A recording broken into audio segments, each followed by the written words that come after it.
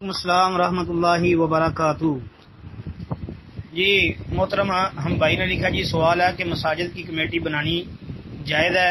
شریعت کی روح سے جواب دے کر کہتے ہیں جی ان اللہ معجور ہوں۔ جی بالکل، مساجد کی کمیٹی بنانا جائز اور درست ہے، اس میں کوئی حرج والی بات نہیں ہے، بلکہ میں سمجھتا ہوں کہ مساجد کی کمیٹی بنانا یہ اس لیے بھی جائز ہے کہ بندہ بڑے فتنوں سے بچ جاتا ہے۔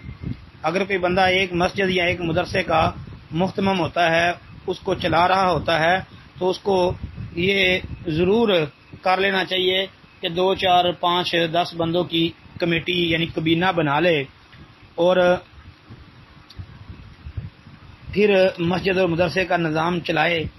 تو اس میں یہ بڑا فائدہ ہوتا ہے، ایک تو لوگوں کی باتوں سے شکوک و شبہات والی جو ان کے ذہنوں میں باتیں آتی ہیں ان باتوں سے بندہ بچ جاتا ہے، اور بڑے بڑے یعنی اس قسم کے معاملات جس طرح کہ آج کل کئی لوگ جو ہیں مساجد و مدارس کے محتممین کو یہ کہہ دیتے ہیں کہ بھائی یہ دیکھو یہ مسجد کا یہ مدرسے کا مال جو ہے یہ کھاتے ہیں، یہ ایسے کرتے ہیں، ان کے پاس حساب نہیں ہے، یہ نہیں ہے، وہ نہیں ہے، یعنی اس طرح کے فتنوں والی باتیں اور ماحول کو خراب کر دینے والی باتیں جو ہے ان سے بندہ بچ جاتا ہے۔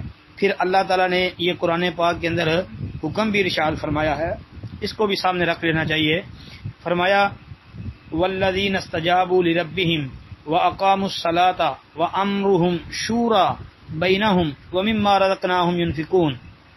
جی، اور اپنے رب کے فرمان کو قبول کرتے ہیں اور نماز کی پابندی کرتے ہیں اور ان کا ہر کام آپس کے مشورے سے ہوتا ہے، اور جو ہم نے انہیں دے رکھا ہے اس میں سے ہمارے نام پر وہ خرچ کرتے ہیں، دیتے ہیں۔ تو بھائی اس میں بھی یہ جو ہے نا وَأَمْرُهُمْ شُورَى، یہ کہ اپنے ہر کام میں ایک دوسرے سے مشورے کر لیتے ہیں۔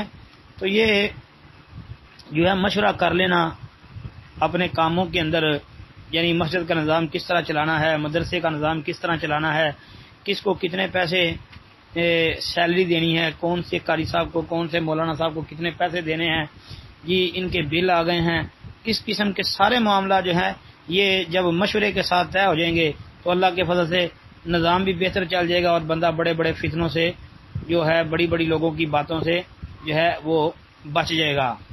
جی، اور یہ قرآن کے اندر اللہ تعالیٰ نے یہ بات بیان فرمائی ہے، جس طرح کہ یہ میں نے آیا مبارکہ ذکر کی ہے۔ جی مطلب کہ اب دیکھیں یہاں جو لفظ ہے نا شورا، تو یہ سورت کا نام بھی سورہ شورا ہے۔ شورا کا لفظ یہ مفسرین کہتے ہیں جی ذکرہ اور بشرا کی طرح با مفعلہ سے اس میں مصدر ہے، اور اہل ایمان ہر اہم کام جو ہے وہ باہمی مشاورت سے کرتے ہیں، اپنی ہی رائے کو حرف آخر نہیں سمجھتے۔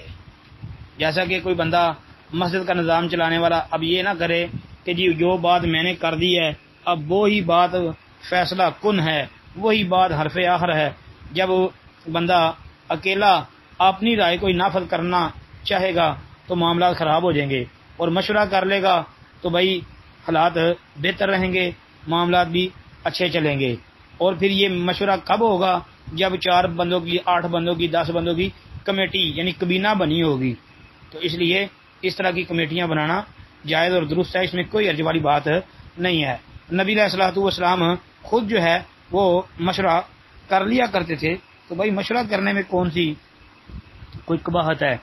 کمیٹی بنا لیں، آپس میں مشورے کر کے نظام کو چلائیں۔ جی السلام علیکم ورحمۃ اللہ۔